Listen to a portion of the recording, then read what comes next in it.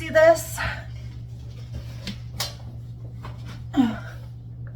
It's super boring. Let's make it unboring. I have got to clean this thing really good because it holds trash and there's just drip marks and dirtiness all over it. So I'm just using some soap and water and giving it a really good clean.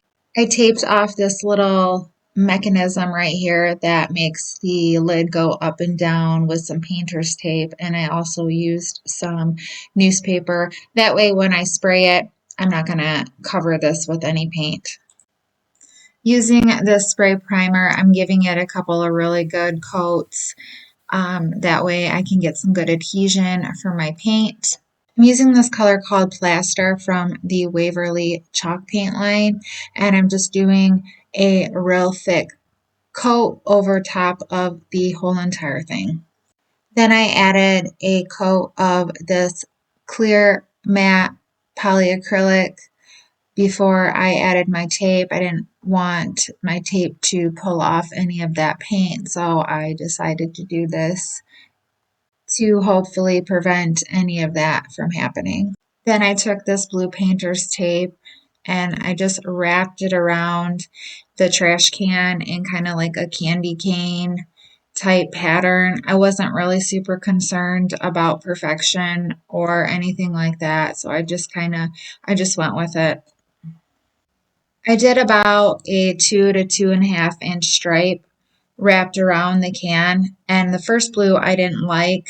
Then my second blue I used was a milk paint from the Rust-Oleum brand called Navy, and I really liked that. I thought that was like a perfect vintage blue. It looked similar to a lot of research that I did on these barber poles. Just really like the most authentic color that I had on hand.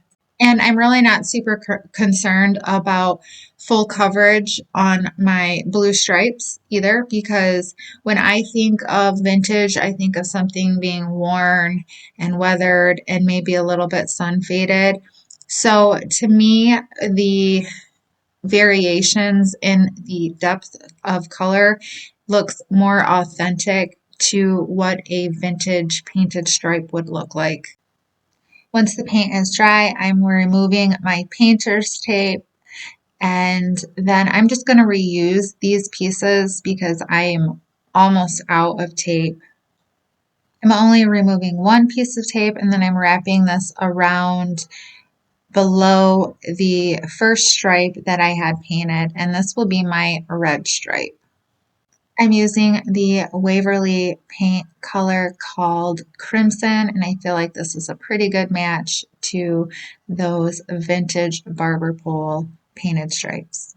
And then I removed that piece of tape between the blue and the red stripe to reveal a white stripe. And then I'm continuing on with this process until I have a repeated pattern of the red, white, and blue stripes.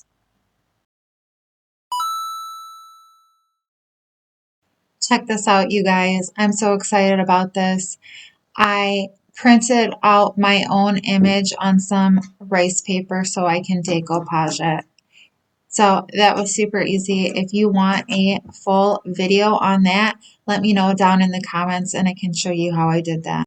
My friend Lavon over at Statement Designs had shown me a few of her projects where she did that, and I had to try it myself and it worked out really good.